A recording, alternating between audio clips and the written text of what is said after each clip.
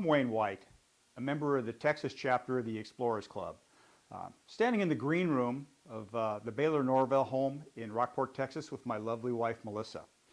We've owned this home now 22 years approximately, and I will have to say, upon our first viewing of this place, it was love at first sight. Okay, well, it wasn't really. It wasn't really. The fact is, this is a very old home, 150 years old, and I'm not really a handyman, although I did recently oil the locks. And to own an old home like this, you should be a little handier than I am. Nonetheless, what can we say at this point? Do you love it? I love it. This is my polar room. It's dedicated to famous polar explorers. Starting from this side, we've got a young Roald Amundsen. Roald Amundsen and his calling card, his personal calling card. Roald Amundsen was the first person to reach the South Pole, which he did in December of 1911. Moving over, we've got an older Roald Amundsen and a nice autograph of his. Moving down, we've got Robert Falcon Scott. Robert Falcon Scott, the famous British explorer, arrived about a month after Roald Amundsen did at the South Pole. Unfortunately, due to the conditions, due to the food, due to the shape that these guys were in, they all perished on the return journey. Over to the left, point out a couple of other interesting people. Frank Worsley, the famous skipper of the Shackleton expeditions. Frank Wild. Frank Wild was a Shackleton's second in command, a very, very important person on the Endurance expedition. And we've got Ernest Shackleton himself. Many people don't know what Ernest Shackleton did. Made it 97 miles to the South Pole, had to turn around, had the intelligence to turn around, and he went on to live. A nice old letter that he wrote along with an early polar stamp. A couple of great Shackleton photos after the Nimrod expedition and after his famous Endurance expedition. The Endurance expedition where his ship, the Endurance, was crushed in the ice, and he was able to make a journey across the ice to Elephant Island and then finally to South Georgia Island with all his men still alive. An amazing, one of the most amazing exploration feats ever. On this wall are a number of very interesting items related to British explorers during the Victorian era, mostly between the years 1850 and around 1880 or so.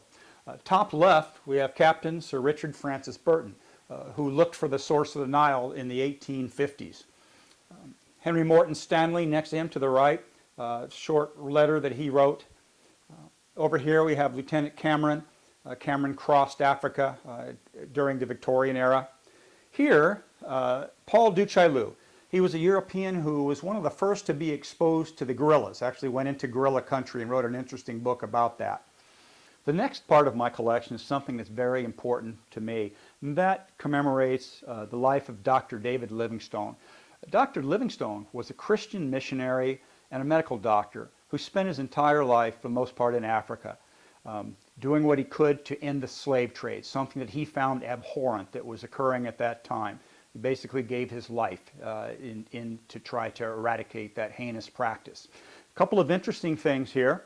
First off, we've got a beautifully carved scene of a terrible event in Dr. Livingstone's life where he was savagely mauled by a lion but survived. And probably most importantly, here in the little glass case is a cross-section of a bough of a tree that was used to transport Dr. Livingstone's body across Africa on his final trip home to the coast, and then where he was finally buried in Westminster Abbey. Henry Morton Stanley, the great American explorer, was sent to Africa by James Gordon Bennett of the New York Herald to try to find the supposedly lost Dr. Livingstone. Dr. Livingstone was not really lost. However, he was out of contact for a number of years with the public, and most people feared him dead. Henry Morton Stanley journeyed across Africa into Central Africa and found him in a small village where he approached and said, "Dr. Livingstone, I presume." Dr. Livingstone and Henry Morton Stanley then engaged in a very short but intense friendship. Here are a number of African weapons. Some of these were actually owned by the great explorer Henry Morton Stanley. This is an African tribal Kuba mask, which I had the unfortunate experience of trying to put on, and then I could not remove it from my head. Henry Morton Stanley is one of my favorite explorers because he's a true self-made man. Henry Morton Stanley's real name was John Rowlands. He was given away to the English workhouse system as a child. He experienced horrors that few could imagine, and then went on later to become one of the greatest explorers of all times. I've got a few things in my home here that were his. Let me talk about those. First off, this is a metamorphic chair. Stanley late in life was in a bad way physically, very sick and ill, aged quite prematurely due to these terribly hard African expeditions that he did. This chair has wheels, but it also has carrying handles where he could be lifted out, cleaned, washed, whatever. The metamorphic chair. This wall contains a number of items related to the country Afghanistan. Up here is an old lithograph and a clip signature of Lord Roberts of Kandahar. Here are a number of items also from Afghan origin. The thing that probably means the most to me would be this rock that was thrown at me by a young Afghani goat herd. Incredible rock throwers, I have to say that. Sorry, buddy. Wayne, is there a story about the buffalo? Yeah, this is an African Cape buffalo.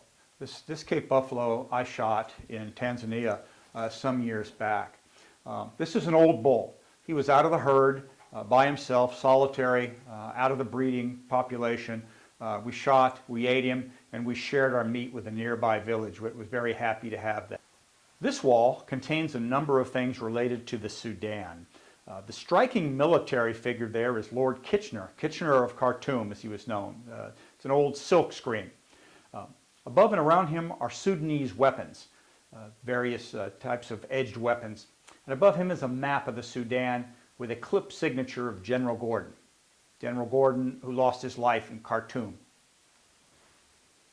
It's a beautiful old sturdy house, survived many hurricanes, and I'm sure many interesting things have happened in this beautiful old place through the years. So let me ask you a question.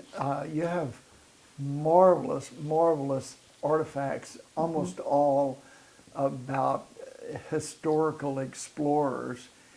How do you deal with the idea that, you know, there could be a fire someday? Do you have a contingency plan on what you would grab? Funny, I'd probably grab you first. Well, you told me what to grab. You gave me a list one time. What to grab first, Yes. yeah. I've kind of got a mental list, but I have to say it would be a, Really, Melissa first. Melissa, Yeah. I'd go grab There her you go, first. Melissa. Yeah. Thank Then you. after that, it'd be a cat over anything else in this house. That would be, But then what about the ring? the cat would come first. But,